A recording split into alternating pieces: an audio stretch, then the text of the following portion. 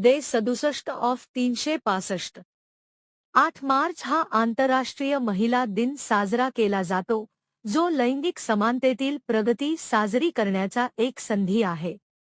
Doctor Babasaheb Ambedkar हे महिलांच्या हक्कांचे मजबूत पुरस्कर्ते होते, ज्यांनी समाजात महिलांच्या समान सहभागाचे समर्थन केले आणि कार्यस्थळावरील भेदभावाला विरोध केला.